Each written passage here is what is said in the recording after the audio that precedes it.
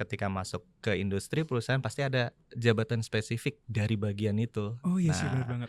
itu yang dari situ mungkin agak kesulitannya di situ untuk mempersiapkan. Jadi harusnya dari kuliah mungkin ada tahapan berikutnya nih, ya kan. Betul. Pada saat ikut pelatihan apa pasti di akhir dapat sertifikat. Heeh. Beda dengan proses sertifikasi gitu. Oh, Kalau yang ada sertifikasi masa profesi berlakunya. ada masa berlakunya, Iya, expired gitu. Misalkan 2 tahun, 3 tahun. iya. Kenapa? Biar orang itu tetap menjaga skill-nya. Dia akan belajar terus-menerus.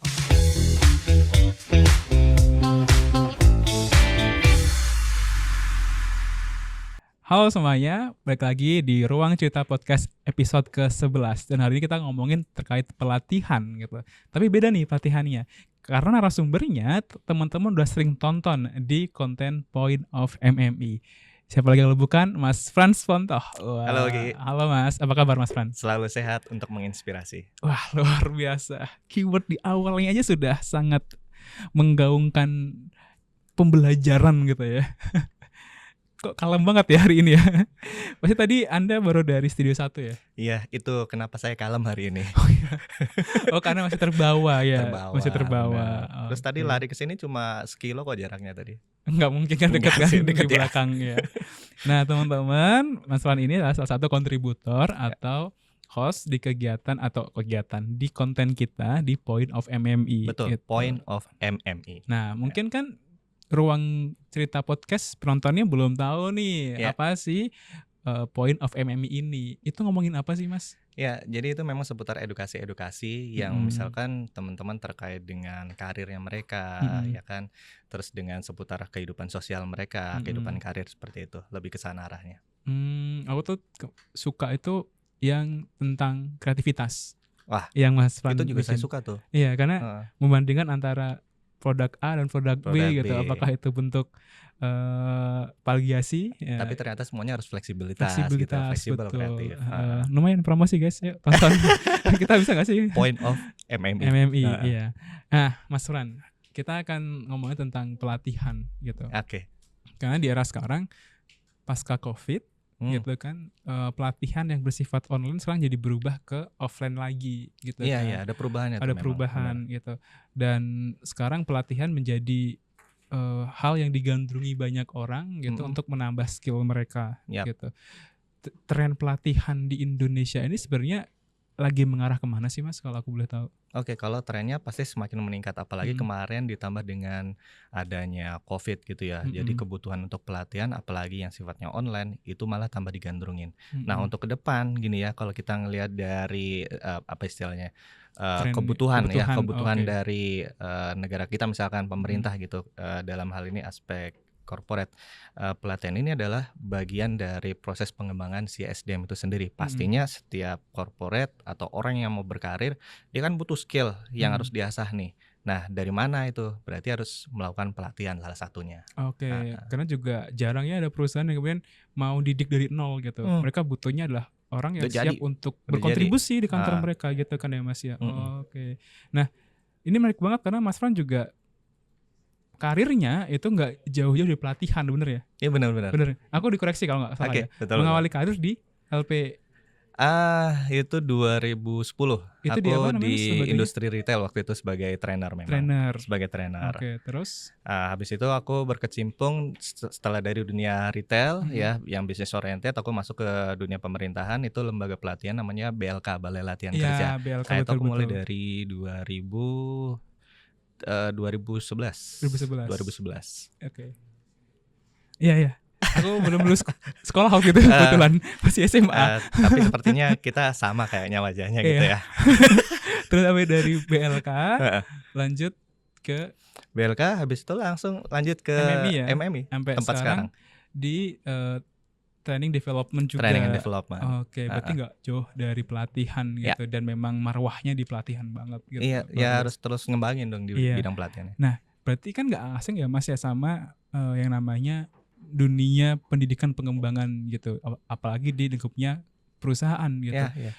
Perusahaan itu memang gitu ya, butuh karyawan yang memang sudah full skill atau memang sudah terlatih secara skill-nya gitu, Mas, Mhm. seperti itu, Mas? Enggak semua perusahaan Mhm. gitu, memang tergantung perusahaannya gitu ya. Mhm. Ada yang memang secara spesifik karena ada kebutuhannya cepat ya, dia harus pro hire. Ya Mhm. ketika pro hire berarti harus full skill ya, Mhm. tekniknya udah semuanya dapat. Nah itu pro hire yang kita cari. Mhm. Tapi kalau untuk yang kita harus mengkader dari awal ya, kita menciptakan, SDM-SDM yang pengen kita bentuk seperti apa, itu biasanya cari fresh graduate atau misalkan orang-orang yang cari kerja tapi belum full skill lah gitu, tapi minimal ada Oke. gitu. Itulah Mhm. yang diperlukan sama, calon karyawan, Mhm. fresh graduate atau orang-orang yang mau berkarir, ya harus dilatih dulu, skill spesifiknya apa nih yang mau Artinya dijalankan. kembali ke jabatan apa yang dituju gitu ya, Mas, Iya ya? bener Atau banget, perusahaan apa yang dituju gitu bener. kan. Tapi pasti dibutuhkan skill tertentu untuk masuk ke sana gitu. Iya bener. Itu mungkin juga jadi alasan kenapa sekarang banyak lulusan yang susah juga mencari pekerjaan mungkin ya, Mas? Iya, kalau dilihat kan sekarang, banyak, pengangguran juga gitu, Iya, heeh. dari SMA, SMK, bahkan juga S1, S2 gitu. Mhm. Kalau dilihat kan S1, S2 itu memang, pendidikannya panjang, jangka Mhm. panjang dan itu sifatnya komprehensif. Artinya tidak, spesifik, ya kan, spesifik, teknis pengetahuan. Oh iya, bener bener bener banget. Ya kan, jadi General kan banget kan? general Mhm. banget gitu. Ambil aja misalkan Mas Arso kan Mas Rizky ya? Ya, dengan nama belakangnya dong ya. Teman-teman taunya Rizky nih. Mas Rizky kan dari Iya, psikologi gitu psikologi kan, berarti betul. kan mempelajari banyak hal sih itu. Iya. Nah, ketika masuk ke industri perusahaan pasti ada jabatan spesifik dari bagian itu. Oh iya sih, bener Nah, banget, heeh. itu yang, dari situ mungkin agak kesulitannya di situ untuk mempersiapkan. Jadi harusnya dari kuliah mungkin ada tahapan berikutnya nih, Oh, itu yang masuk ke ranah entah itu pencarian pribadi atau bahkan dapat fasilitas di fasilitas dari perusahaan, perusahaan, yaitu yang dinamakan pelatihan gitu. pelatihan. Tapi kan sekarang ada ini ya, Mas, ada 2 jenis nih yang Mhm, sering bikin aku bingung adalah atau mungkin juga teman-teman yang nonton bingung juga, ada iya, pelatihan, sertifikasi gitu, atau oke. bahkan ada yang bundling, pelatihan plus sertifikasi. Mhm, Itu sebenarnya gimana sih, Mas? Apakah itu jadi satu kesatuan? mhm, Apakah semua pelatihan ada sertifikasinya? iya. Seperti apa? Ya sebenarnya kalau dalam aturannya itu pemerintah kalau nggak salah, itu namanya Sislatkernas ya, Sistem Pelatihan Kerja Nasional.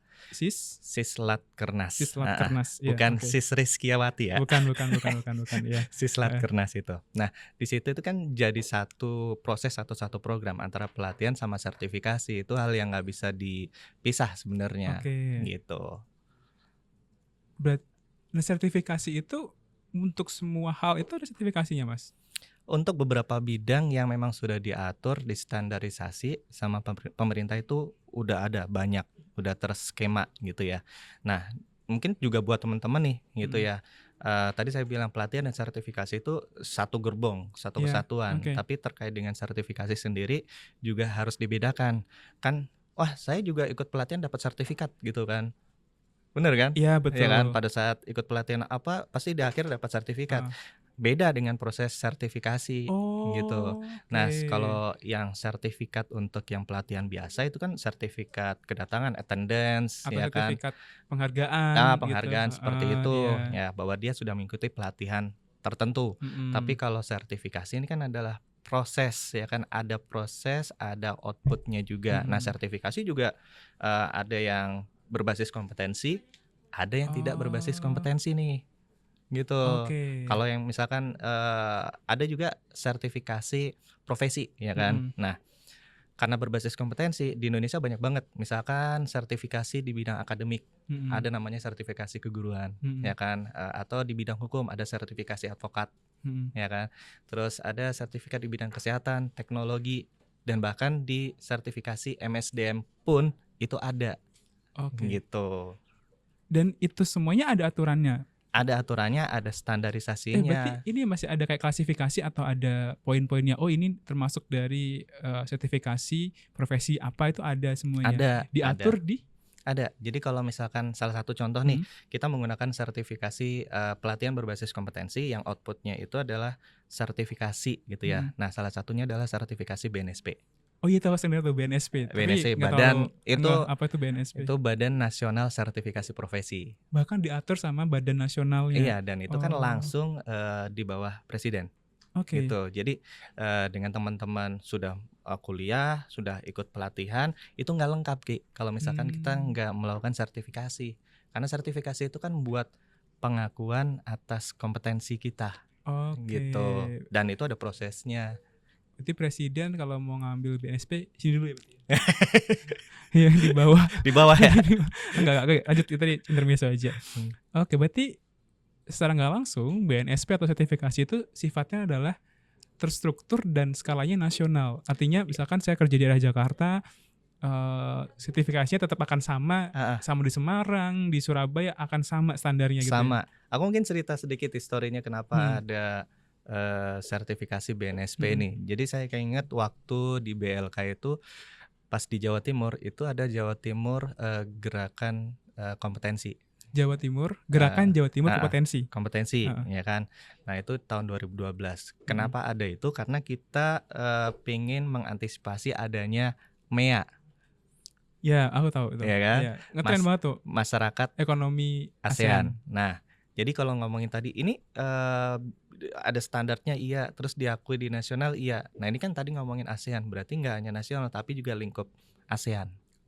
Gitu. Jadi secara internasional pun kalau kamu bawa sertifikasi tersebut ya, terutama BNSP gitu ya, itu sudah diakui juga secara internasional terutama yang di ASEAN. Pasar bebas tenaga kerja kan seperti itu. Iya, betul. Ya. Apalagi ditambah kayak hasil ini ya kemarin ya pertemuan negara-negara ASEAN juga gitu yang ada 3 kesepakatan itu juga terkait tenaga kerja juga gitu. Secara nggak langsung sertifikasi ini menjadi hal yang penting untuk menginformasikan bahwa kita menguasai suatu skill tertentu gitu ya Mas. Skill tertentu yang terstandarisasi oleh industri atau oleh pemerintah itu sendiri. Nah, aku mau nanya. Mungkin gambaran teman-teman adalah sertifikasi adalah untuk jabatan-jabatan tertentu yang memang secara industri itu bisa dikatakan besar. Kayak mungkin MSDM, rekrutmen gitu, mungkin kayak gitu ya Mas ya. Kalau sertifikasi jadi barista kopi ada nggak? Ada banget. Housekeeping? Housekeeping ada. Apalagi ya? Misalkan bikin sol sepatu aja.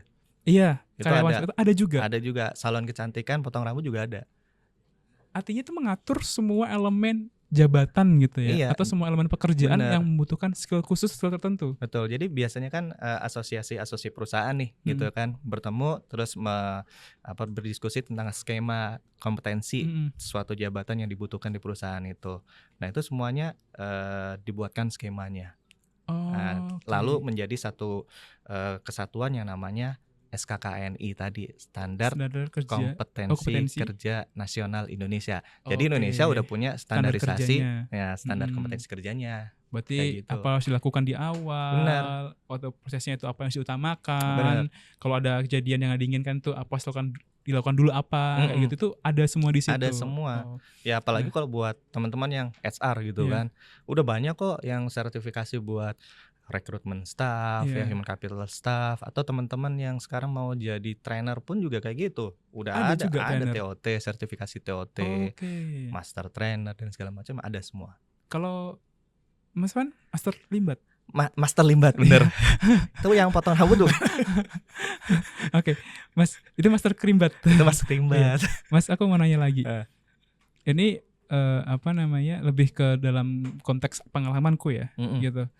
Aku mau nanya sertifikat dan sertifikasi dalam industri itu mana yang paling diakui? Karena dulu ketika pertama kali jadi HR gitu kan, ketika diminta melampirkan sertifikat gitu, mereka nulis bagus sertifikat kemah Persami, serius ada yang seperti itu kandidat gitu kan.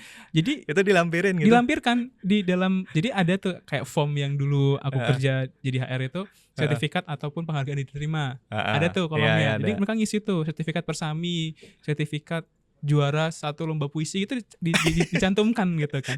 Ada juga sertifikat pelatihan, sertifikat pelatihan, sertifikat magang kayak gitu. Itu ada juga di situ. Jadi dia nulis detail banget gitu. Banyak kan. dong Banyak banget gitu sampai beberapa lembar gitu kan. Nah, sebenarnya antara sertifikat tadi, penghargaan atau kedatangan, kehadiran gitu, sama sertifikasi itu dari industri lebih diakui yang mana sih Mas?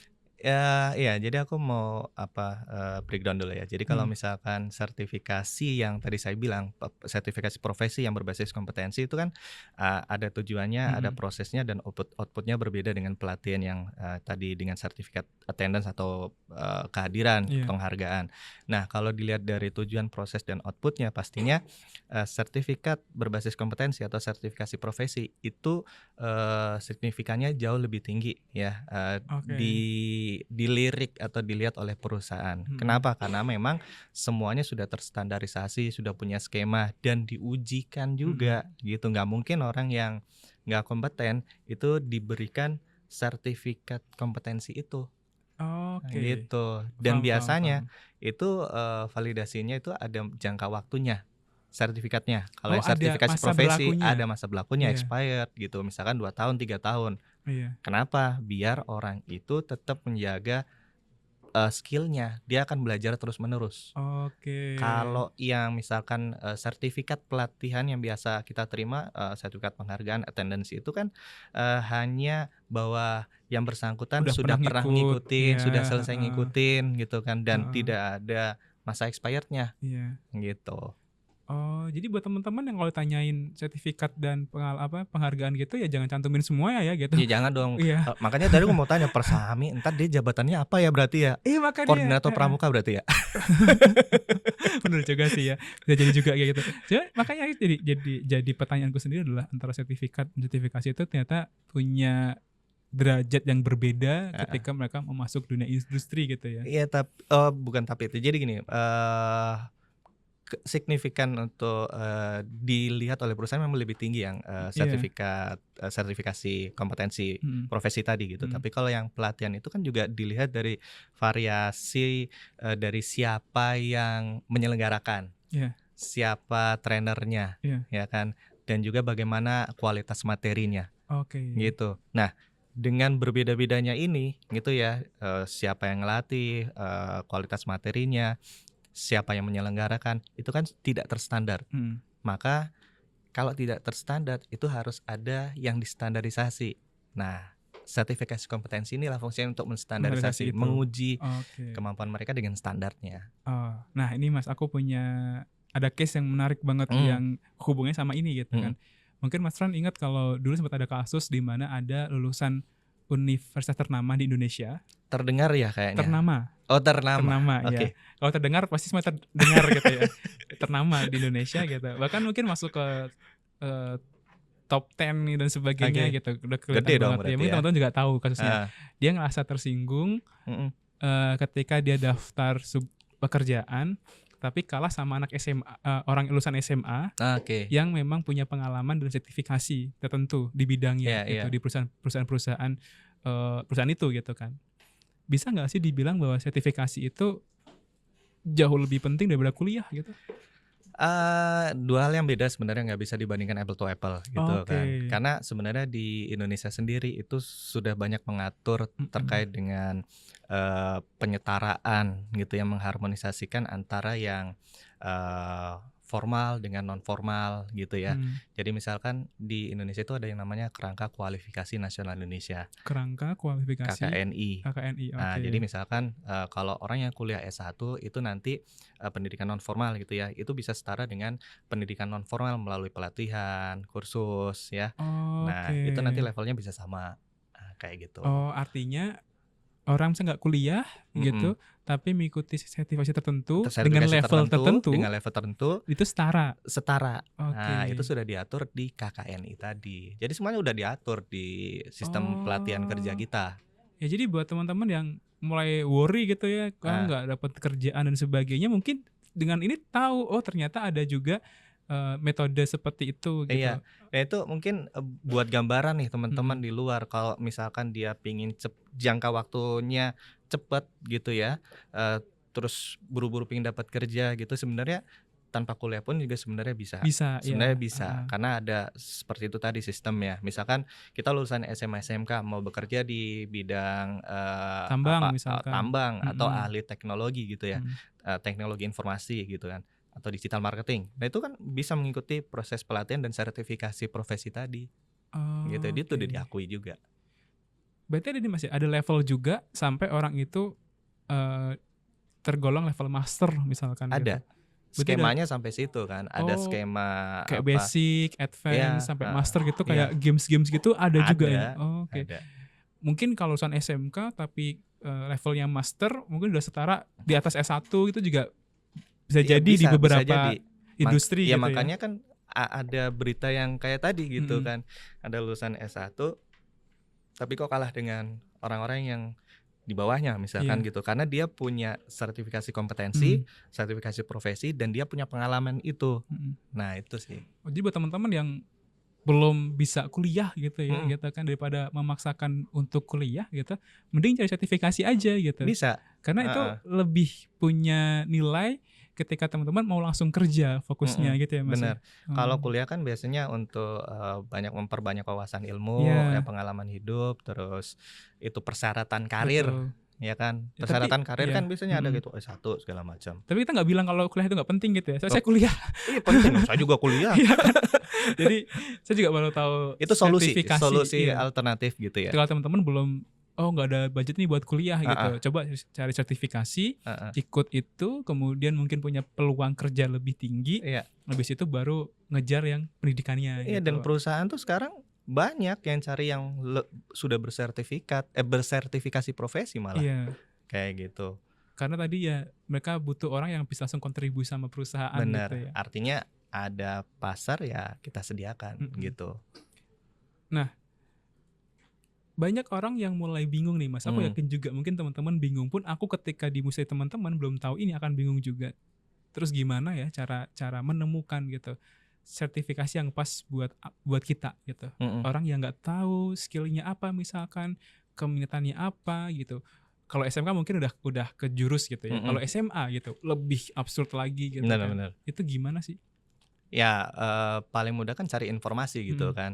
Cari informasinya goalsnya dulu gitu, dia tentuin mau kerja sebagai apa, Mm-mm. berkarir sebagai apa. Iya. Tapi kan sebelum ke sana kudu lihat dulu kan Iya. kita ini punya keahliannya apa, kemampuannya apa. Kalau ngomongin passion atau minat, oke ntar dulu deh. Mm-mm. Ya kita lihat realita Mm-mm. dulu. Kita Mm-mm. bisa apa gitu kan. Nah ketika kita udah bisa apa, contohnya Mas Rizky bisa potong rambut gitu Iya. kan. Ya udah. Jadi digelutin aja tuh potong rambutnya, cari pelatihannya. Atau misalkan Mas Rizky mau jadi HR, Mm-mm. rekrutmen, misalkan kayak gitu. Ya udah, cari aja. Oh, saya seneng nih, atau saya punya pengalaman waktu kuliah dulu misalkan gitu, ikut rekrutmen, organisasi dan ngerekrut segala macam. Oh, kayaknya saya mau spesialisnya ke sana nih. Dicoba dulu aja Ya gitu. udah, saya ikut cari pelatihan, informasi pelatihan, mau cari di YouTube ya kan, search di Google, bisa juga seperti Tapi itu. juga mungkin dengan cara yang pertama adalah melihat lulusan SMA ini peluang kerjanya di industri mana aja gitu ya Mas ya. Baru kemudian nyari General. pelatihannya gitu kan. Benar, Oke. general. Karena beberapa jabatan juga sangat sulit gitu. Misalkan Iya. jadi HR manager gitu. Saya mau jadi manajer gitu lulusan SMA gitu. Ikut pelatihan manajer ya nggak akan mampu juga gitu. Ya ada levelnya sih, Nah, iya ada kan? step-stepnya, Ada step-stepnya bener, juga kayak gitu. gitu. Ya mungkin dimulai dari staff dulu, terus Iya. dia cari magang, pengalaman naik gitu. Nah, berarti itu kan menjadi faktor-faktor penting yang perlu dipertimbangkan gitu ya, ketika kita bayangannya lulusan SMA atau SMK belum punya waktu untuk kuliah gitu dan belum tergambar seperti apa untuk memilih pelatihan apa yang cocok buat kita gitu ya Mas. Kayaknya bisa deh kalau ngubungin Mas Rizky itu, Apa? ya kan, bisa mentoring sama Mas Rizky, tanya-tanya apa nih gitu kan. Loh, saya kan apa- nanya Mas Fran gitu ya. Berarti harusnya ke Mas Fran ya teman-teman ya. Bisa Kalau sih. tanya saya tanya ke Mas Fran jadi Iya. bolak-balik gitu. Iya benar. Jadi kita ini Mas Rizky, jadi kita terbuka juga buat teman-teman gitu. Kalau misalkan nanti ada Oh, yang kesana arahnya. ada kebutuhan juga. Oh iya gitu saya kan. baru dapat. Kalau ada kebutuhan juga nggak apa-apa kita tanya-tanya ya Iya. kan terkait. Saya ini enaknya mau dibawa kemana sih gitu. Iya. Nggak mungkin dibawa ke rumah kan. Iya. Pasti ke arah karir gitu maksudnya. Kayak gitu. betul. Boleh kita terbuka untuk itu konsultasi seperti itu. Jadi kita arahkan yang pas itu seperti Iya, apa. maksudnya Mas Fran adalah ada layanan di MMI gitu buat teman-teman gitu kalau mau cari tahu informasi terkait pelatihan, Bener. terkait apa namanya sertifikasi Iya. gitu. Sertifikasi, apapun sertifikasinya, kita Iya. nggak hanya di bidang MSDM, tidak Betul. hanya di bidang training ya, trainer gitu, Iya, ultra metode mikro gitu, pelatihan, heeh, ultra mikro atau wirausaha, apa aja yang dibutuhkan kita bisa bisa. Mhm. bantu. Mas Fren tuh kalau kalau kalau misalkan sertifikasi gitu tuh levelnya sampai mana sih Mas kalau aku boleh tahu? Untuk Heeh, sertifikasinya, karena memang saya di sini, skema spesialnya adalah mhm, di manajemen sumber daya manusia sama trainer. mhm. Jadi, saya sudah ngikuti di master, sekaligus saya juga sudah asesor, Mas. Jadi buat Asesor itu apa mhm, ya? iya itu, aku kan nggak tahu nih ya gitu, Heeh, apa sih asesor gitu kan, iya iya. apa coba jelasin Mas, apa Ya, itu jadi asesor? asesor ini adalah orang yang nantinya akan menguji pada Mhm, proses asesmen sertifikasi kompetensi tersebut, berat sertifikasi profesi. iya berarti Anda yang memegang stempel layak tidak layak untuk lulus gitu ya? Merekomendasikan aja, karena Oh, nanti lembaganya mhm. ada lagi namanya LSP, Lembaga Sertifikasi Profesi. Oh gitu, Nah, berarti asesor merekomendasikan bahwa, "Oh orang ini kayaknya belum, ya, ini bisa dipertimbangkan, heeh. ini cukup untuk dapat sertifikasi," gitu Iya, ya? kalau sertifikasi hanya 2 sih Mhm. ininya, aspeknya, belum kompeten sama kompeten. Oh kompeten bahasanya? Heeh, kalau Oke, yang di pelatihan dapat sertifikat, transkrip biasanya kan ada nilai A, ada mhm. angka.